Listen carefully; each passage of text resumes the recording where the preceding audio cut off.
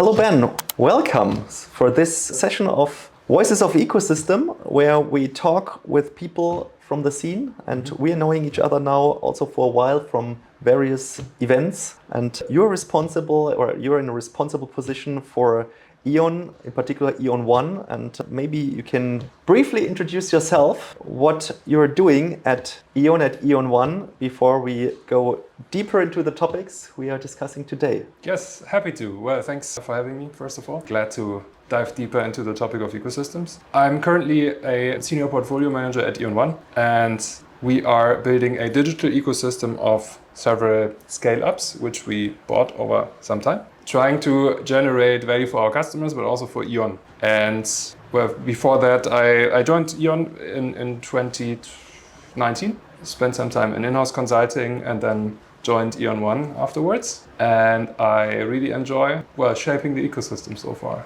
Sounds pretty cool. Maybe you can also give just a little bit context about E.ON. I mean, I know it. It's one of the biggest energy utility companies on the globe, at least in Europe, but also globally.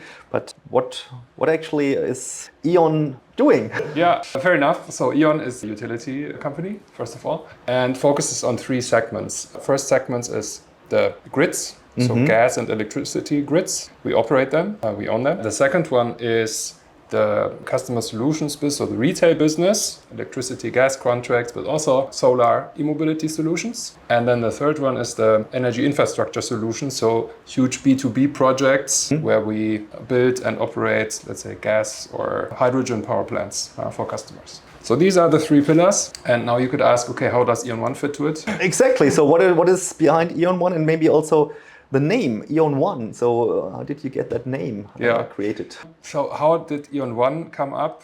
Well, looking back into 2021, E.ON defined the new corporate strategy. And it's built on three pillars. It's sustainability, it's digitization, and it's growth. So everything we do needs to be from a sustainability viewpoint. Digitization is enhancing everything we do. And of course, we want to grow in order to drive the energy transition. And then within the digitization pillar, there is this one bucket saying we want to build a platform ecosystem for digital solutions to really, get new external solutions into the company and also scale them on the market. So that was the starting point in 2021, where E.ON said we need to invest, we need to do something around digital ecosystem. And then E.ON One was set up with more digital positioning, different name than E.ON. Our logo is blue, E.ON is red. And then, E.ON One was founded, and that's with the claim, with the vision, we are driving the energy transition by digitization. That's the claim. So we look for digital solutions which help E.ON, which help our customers, and we bundle them into one entity ecosystem, but separate from the big corporate world in order to be agile. Quick. No. Now you already mentioned several times the term ecosystem, so maybe you can specify that a little bit. So why is that important? What do you mean exactly when you talk about that in this context, or in your context of the E.ON One positioning? Yes, so as you know, there are different angles towards ecosystems, and our take on it is we buy smaller scale-ups with digital solutions. We own them with a majority stake. And the idea is, if you look at the different offerings of our scale-ups, you can tackle several parts of the value chain for our customer. And by bringing that together, this is the added value of our ecosystem, saying, look, solution A provides this bit, solution B provides this bit, and we can create a joint offer for the customer in order to enhance the experience and the offering. And they enhance each other, so to say. So that means, if I understand it correctly, you invest with majority investment in other companies, you bring them together with the internal units, and you create new offerings, experiences together with the internal assets and the external assets. Is that? Yes. The idea behind? And maybe you can also describe it a little bit more, maybe with one example, which makes it tangible. So first of all, of course, there's always a very specific business need, which we try to tackle when we buy something new. So you identify that, or is it derived from the strategy, from the corporate strategy, or how do you identify these business needs? Yeah, fair enough. We have close alignments with our business units, with the leadership. to see, okay, what's your priority? What are the capabilities behind? What do you actually need?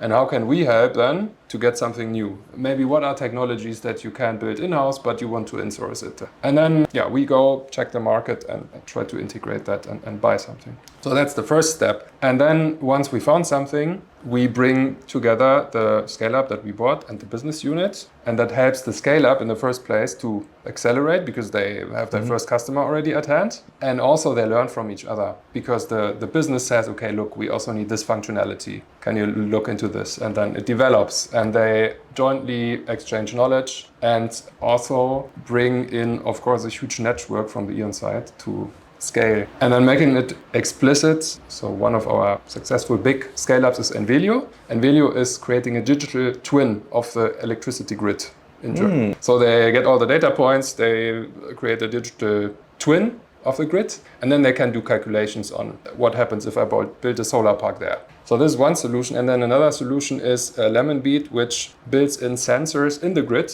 in order to extract data. So we bring them together and say, look, this is perfect for our distribution system operators because you can sell the sensors, they improve their data, you can upload this into your digital twin model and enhanced forecasting. So there's an enhanced offering in the end for our customer. This is a B2B solution, pure B2B solution, right? It's B2B, exactly. It's sold to Stadtwerke in German, municipalities. Are there also any offerings for us and consumers, or is your focus more on supporting the B2B part? The majority is B2B or B2B2C. One rather prominent example, which you could also have at home, is GridX. It's a small box which you could install at home. So if you buy... I don't have it, but maybe I have to think about it. Maybe. So E.ON is offering the smart home solution. So you can attach your electric vehicle to it, your solar on your roof, your heat pump, and so on. And then this small box is sold under the E.ON brand, and it measures everything that goes on in your home. And it also provides an app where you can first have the transparency what's going on and also improve your consumption based on electricity prices on the market. So this is a B2B2C product.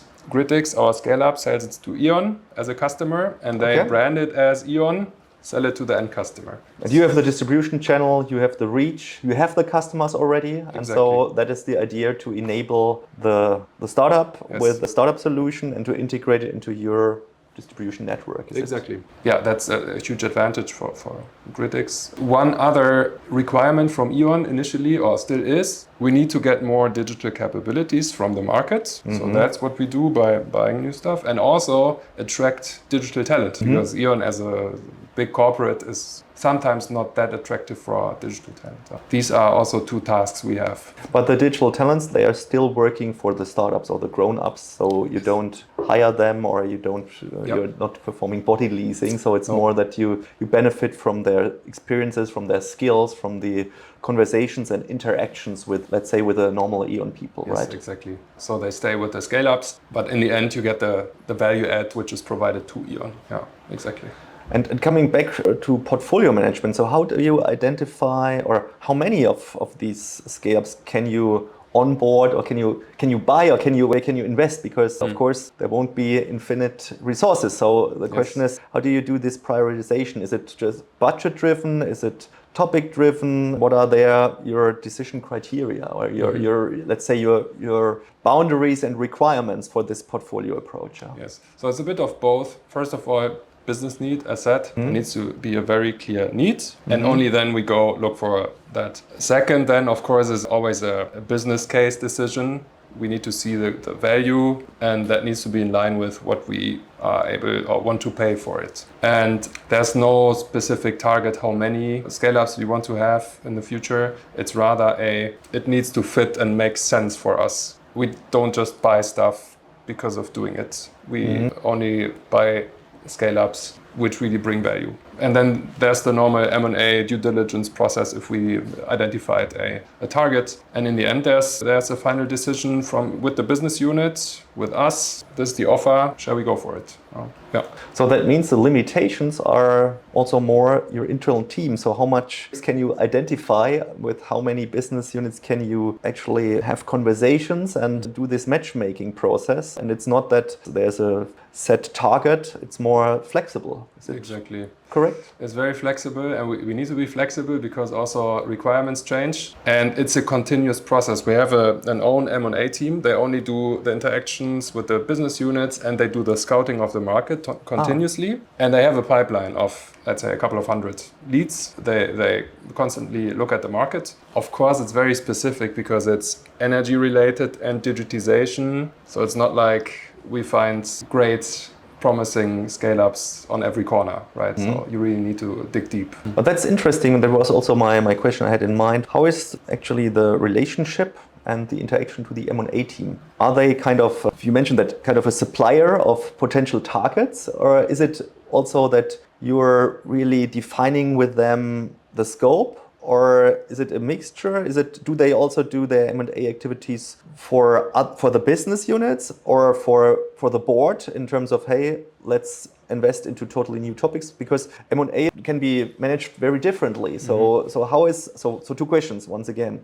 How is the relationship, and what is their job to be done beyond like serving you or helping you? Yeah, the relationship. So they need to be very close to the business unit. That's the level they want to have in order to identify and know what are the needs actually. So they are in constant exchange. So that's their role, and they need to have, and they do have, a good relationship. And also to you. And also to us, exactly, because we also have big network in the company, and we also get new input and ideas, and then we hand it over to them and they look into it. And the process, if there is a prospect, is they do the scouting, they find something, we discuss it internally, the M&A team. Then there's a decision, let's go for it, let's do a due diligence phase. Then the target is approached, we exchange first information, and then there's the next touch point where we say go, no go. And then if yes, it's a really deep dive due diligence. And in the end, there's an offer. Or if we find something which is off, then no offer, but that's the process. And through the whole process, there is the business unit, there is the M&A team,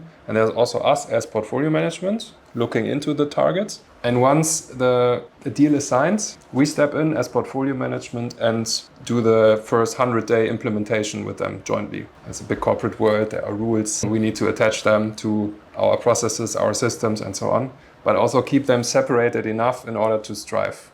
And how long does it take, this whole process from, let's say, identification to onboarding? Of course, it probably will be different from case by case, but do you have there kind of an estimate? Rule of thumb is a couple of months. So let's say 1 quarter for the whole thing. If it's smooth, it can take longer. If it's not so smooth, but that's an ideal scenario, I would say. Okay. And getting one step further towards, let's say, the implementation or the operating model. Once you are in the onboarding phase and you are collaborating with the business for a certain experience and a certain joint business model. So what are the typical, let's say, challenges, pitfalls when you're doing so? Or are they very different? So do they vary? So what is there going on? Can you maybe give us a little bit insights into how that is going on and where you are maybe also struggling or where you are challenged?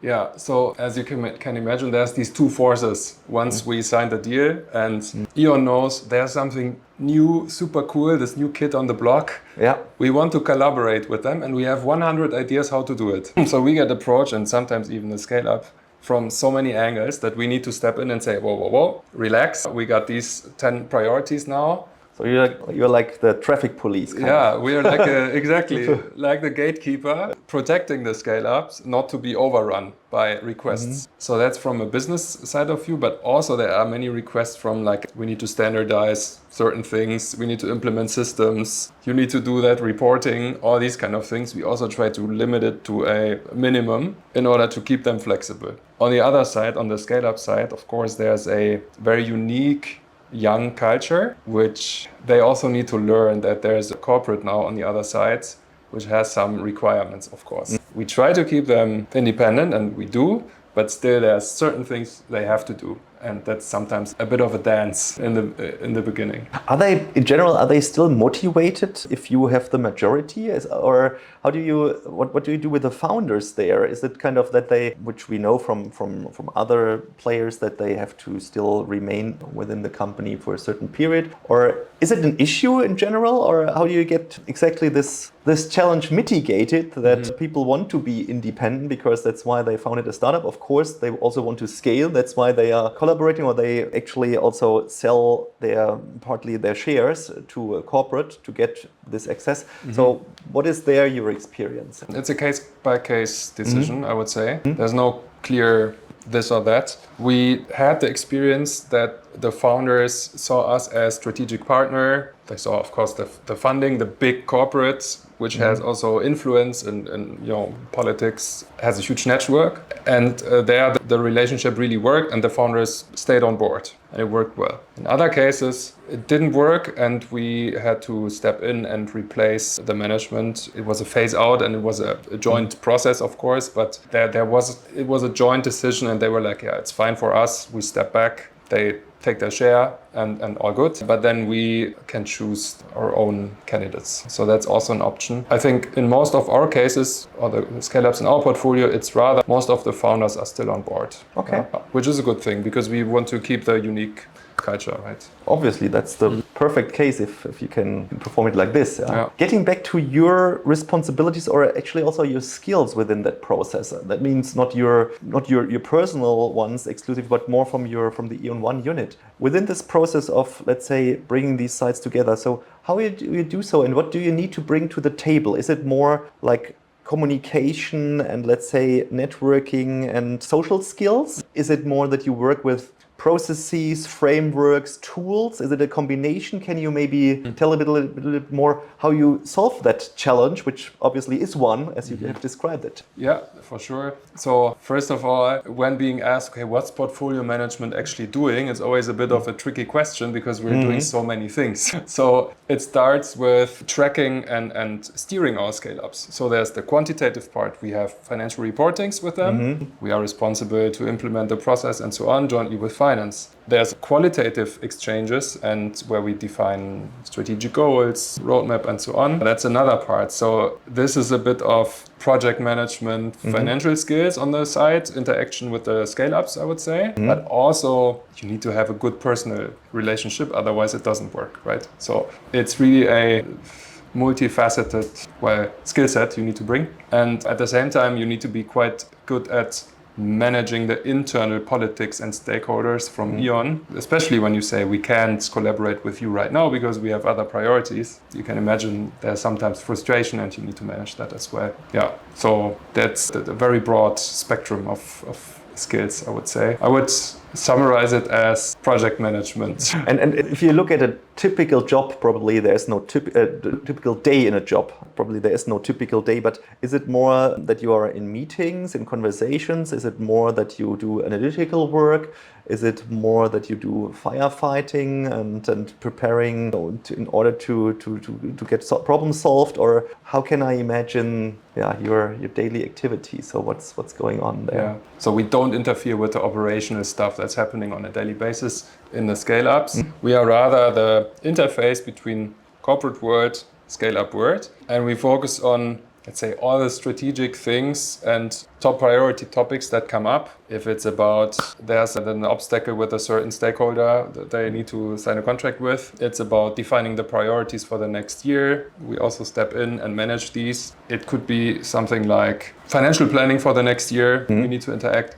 So it's a lot of interactions, calls, yes, but rather on a strategic level, I would say. We don't interfere with the operational topics. They are on their own. They know what they are doing. We rather try to set the guardrails. Okay. And get them on the rails quickly. Okay, let's move further to the customer side and to the offering. So the question here is, how do you identify these kind of pain points? Is it there that you work with tools like jobs to be done, that you work with, let's say, market intelligence, or is it that the business is bringing that to the table and then you are doing the scouting and you're trying to identify, is there a fit for a better solution, for a better experience? So how do you identify this potential value behind potential solutions and experiences? So normally how we've done it in the past is we know what the strategic priorities are of our business units. Okay, so they provide the information? They normally provide that and we know it. It's available within the company.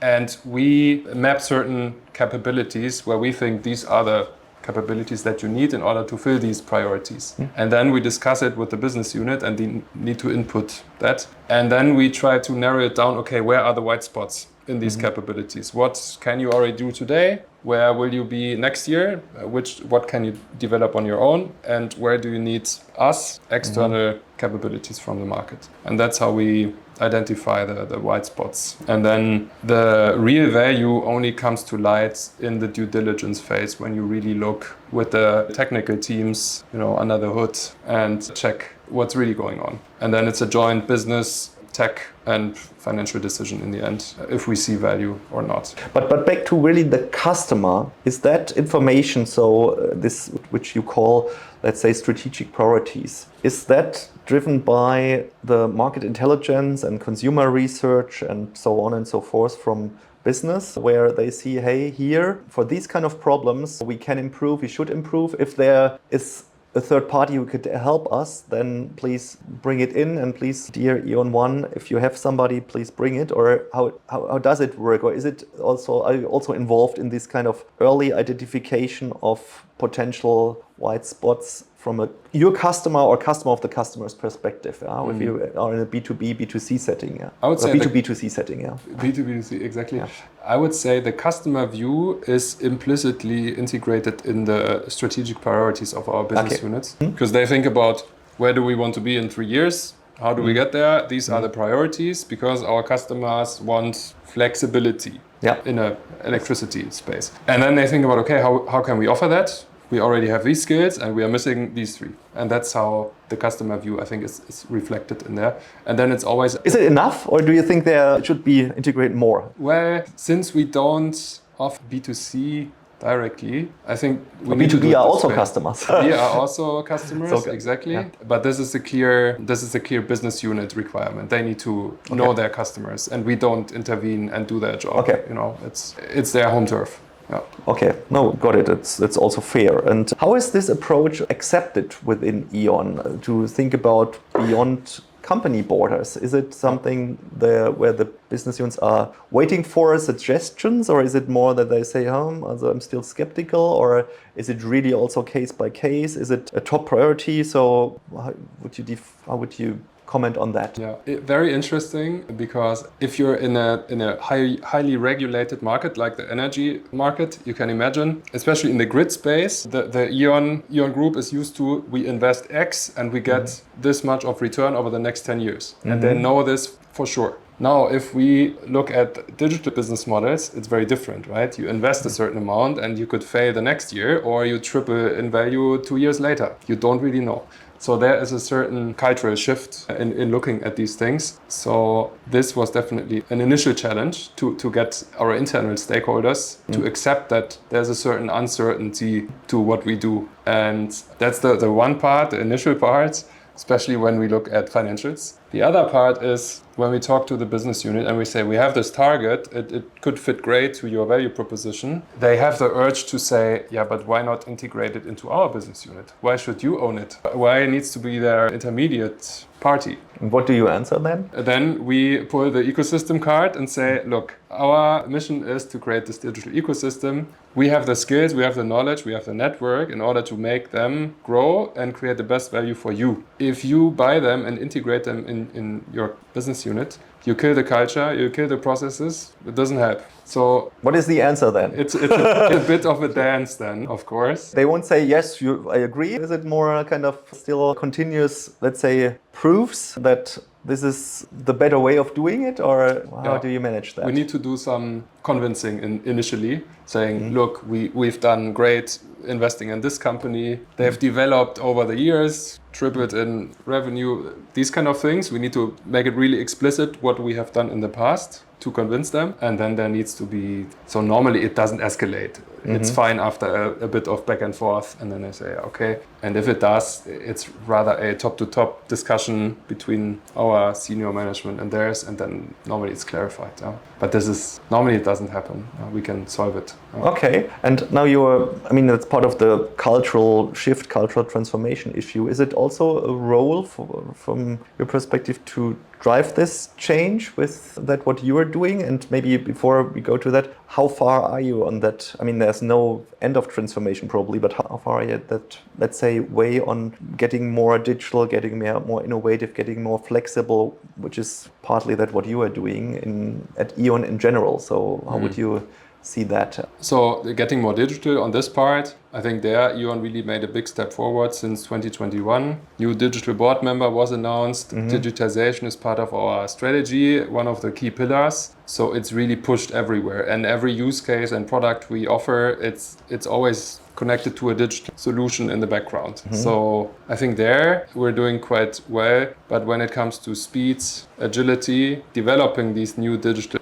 skills, capabilities, there I would say we can still improve a lot. And that's why E.ON One is there in order to insource that and make it easier for the business, because sometimes they also say we don't want to develop this, others can do it better. But there's a way to go, I would say. When it comes to mindset shift, that it's okay to do these, invest in digital scale-ups in order to secure the best technology out there. It's getting more accepted because there are a couple of very positive examples we now have in our portfolio, in the ecosystem. And this helps, of course, to convince people. That's actually a good segue if you talk about positive examples. So how do you measure success? I mean, you were mentioning financial targets, but there will be probably also qualitative targets. So is there one or several KPIs, or is it how do you evaluate success in that context? So as a public company, of course, financial targets are very important within the corporate world. So they need to be best case met. So there's a target, and if we meet them... So that are sales targets, or are that... Exactly, it's revenue, costs, and EBITDA targets. Okay. These are the key dimensions we look at. For the business units or for the particular, let's say, projects, initiatives, and what level or do you measure that? Is it on scale-up level? On scale-up level. On scale-up level, exactly. So this is reported, and then of course we as E.ON One group, we also report that. So that's key, I would say, on the financial side. But then of course there's also qualitative topics which we look at. They have certain functionalities they need to develop. So once we bought them, we said we need this, this, and this. And this is the roadmap. And then these are also measured against what they actually delivered. Because this is needed by the business units then. And also by external customers, of course. Yeah. So these are the two key dimensions, I would say. So very hard facts, financials, and then qualitative topics can be various, but rather what business value is delivered in the end. And how is that monitored and controlled? Are there then, let's say, quarterly meetings? Is it on a yearly basis, or how are you there integrated in the, let's say, traditional corporate processes? Yeah, so we as portfolio management, we manage the whole governance jointly with finance and our management, of course. We have monthly financial check-ins with our scale-ups where we look at the numbers, sales, also some obstacles which they might have. So that's a monthly basis. And then we have quarterly steering meetings where we sit down and not only look at the financials, but rather also on the qualitative parts. So where do they have obstacles? Where do they need help? Funding, of course, also an issue. So you help with fundings and you also help with advice and maybe with, let's say, de-escalation measures and so on. So that's, let's say, your portfolio of in this kind of interaction. Okay. Yeah, exactly. De-escalation and also building bridges, of course, within our network, if it helps. And sometimes also a hard decision, say, scale up having a certain wish where we have to say, no, not possible, please go in the other direction. So that's also our job we don't fulfill everything, of course. In the end, we also need to take the E.ON standpoint. Of course, you probably have to. Okay. No, I think we have now really very long talked about the as-is situation. So let's have a brief outlook. So what do you think, what will be happen in the next 3 to 5 years? Now, first, maybe looking at the E.ON One positioning and at the use cases. So is it more a continuous further development and show more proofs of concept? Is it that you also think about adding some elements? So open question. So what do you think, what will happen in the next, let's say, 3 to 5 years with that, what you are doing within your ecosystem activities? So first of all, I do hope that we can find and acquire more scale-ups which fit to our needs, and therefore building a bigger ecosystem where we can offer more digital products. First of all, second trend I believe is we will join forces and also move closer with innovation. So we have an innovation team within E.ON. Of course, they also look at things. And here, I think the collaboration will be close with regards to trend scouting, scanning the market, and also having own ideas for scale-ups, small companies, which we can then, from a project perspective, get into our portfolio. So what is their job, by the way, from the innovation guys? Is it more to look maybe more general to potential innovation fields, or do they also have a task to identify particular business models, even particular companies, or where's there if you say we have to connect better in the future, so what is their current job to be done? So they focus more on the whole trend radar topic. They come more from the analytics, from the intelligence part. Exactly this, but then also they have partnerships with universities, certain groups in the electricity area where they exchange ideas, and also they do some minority investments if they want to get first access to certain technologies. So that's not our scope, that's what they are doing, and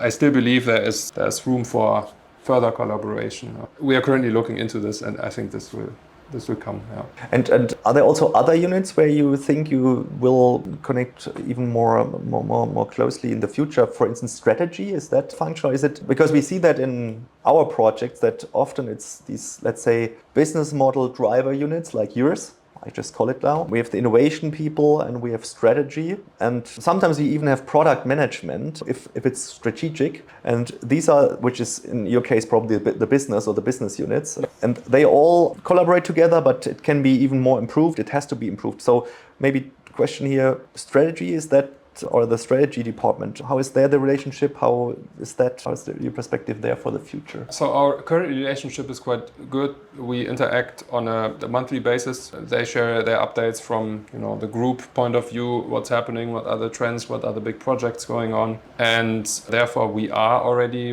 rather close. And then we take where the central steers from the corporate strategy and try to implement that into what we are doing. Okay. So I think that's already quite well established. I do believe the collaboration with the business units can be even deeper, because of course organizations change, people move away. So we need to be sure that we constantly remind everyone, hey, this is our mission, we are there, let's exchange on a regular basis. And that's where we need to put in the effort. Okay, coming almost to the end, let's go one step further, and not now only having the focus on E.ON One, but more on, let's say, your industry, your market. So what is your picture of the future, let's say for 2030, or let's say 2035, or between the next 5 to 10 years? So what do you see there at major developments? I know you would say now, okay, that's a part of the innovation people, but I think maybe you also have there your particular, let's say, imagination, because we are already trying to look more in the future, also within ecosystemizer, just to identify what are the pictures of the future. So for me, personal interest. So what is your picture of the future? Yeah. You look at the markets. Yeah, interesting. So when answering this, of course, I will look at the electricity utility market. Of course, yeah? I mean that's for sure. So the overarching big trend is energy transition. Coming from nuclear gas coal power plants to solar parks, wind parks, and also PV on the roof of houses. And this creates the urgency to be able to manage everything, because it's not this top-down energy flow anymore. It's this, you have some assets everywhere and it goes in every direction. And you need to be able to manage that. You need to manage the customer assets, you need to manage the grid, and you need to manage the power plants, the big power plants. And this is our key task. And there are two trends for us within E.ON and within the electricity market which are underlying. I think one is flexibility, huge thing everywhere, meaning you need to manage the assets, the production and the consumption within the grid in order to make it work. Otherwise, if there's a Sunday, there is wind, there is a lot of sun, our grids will just blow up. So we need to manage who's producing how much energy, and can we actually use it. So we need to be able to manage that. flexibility for the customer, for the grid, for the generation. And then one other more customer-related topic is one customer ID. So if you think about Amazon, they are great at it. You have this one platform, you log in, and you have all the apps that they acquired over time. You have the video stuff, you have Twitch, you can buy stuff on Amazon, all these things. And I think we need to get there as well. You have an electricity contract, you log in and you see, oh, I can also see my electric vehicle, I can see my solar on the roof, and oh, by the way, there are other tariffs which are more flexible and rather fit my needs. And it's all in one system, it's all in one app. And we need to get there quickly. Now, when we're talking about the future, you haven't talked about AI so far, which now we are almost at the end. So, of course, the question is, how is AI, or what's the role of AI in the game, or in the future game? How will it, which role will it have? Yes, everyone's talking about it. We are as well, especially our scale-ups are. And they can utilize AI for their solutions because they are handling lots of data points. And let's say take envelio digital twin. They have millions of data points in there. And they are currently looking into how to use AI in order to improve forecasting accuracy. So there are for sure use cases within our ecosystem that will help to improve our offering. And there's huge potential, I'm sure. Cool. So last questions. Your biggest learnings, which are there now for being at E.ON One and being at E.ON in general. So what would you say there? Biggest learning for sure. Being this interface between corporate and scale-up world, you need to manage all the different stakeholders very well. There are so many different needs. You need to focus on that. And yeah, being very close to our customer, scale-ups, having the ear on their door all the time is super crucial. At the same time, you need to have an ear on the business side.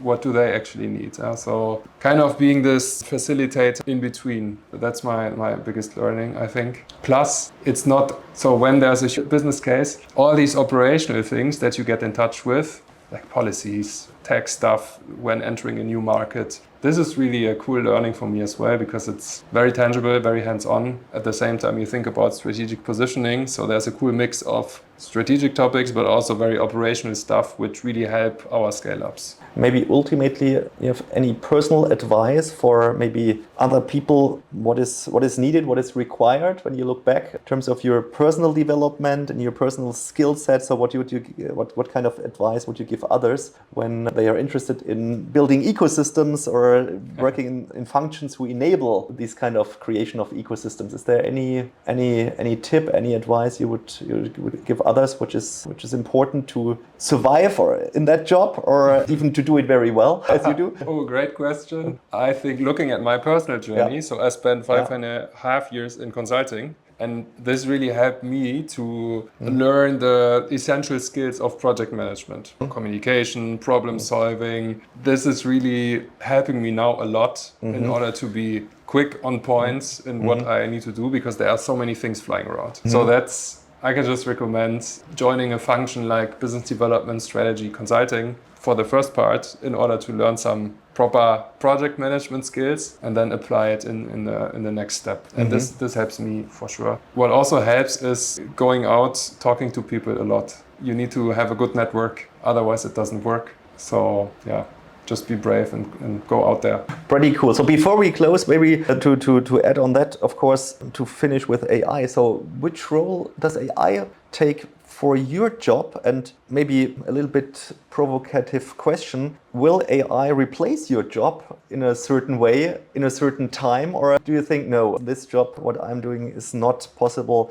AI is maybe just an enabler. So two questions, and maybe we end with that. Yes. So, I think nobody hopes to be replaced by Of course, yeah. So you never know. There's a chance, but I do believe it will just make me and us quicker in taking decisions. Especially if you are able to connect all your data sources to it. Yeah. I think then it will be amazing. It already is on a very decent level. We will just see this getting better. But since there is so much stakeholder management involved, this is the key part which I need to focus in the future, I think, more on. The analytics in the background, this will get easier by AI, I think. Yeah, that's a really good closing remark. And so that makes me motivated to still deal with people and not have these conversations just with AI agents, which can help, but which should help us and not replace us in total, at least in these functions there. I share your opinion. So, Ben, thank you very much for this so broad, insightful conversation. And thank you for being here. Yeah. Thanks a lot. Thanks for having me. That was fun. Cool. And maybe to conclude, so maybe, of course, you get a small gift because what you get here is, I don't know if you have it already, but maybe you don't have it with a signature. So you get our book. Thanks once again for having you here. Thanks a lot. Cool.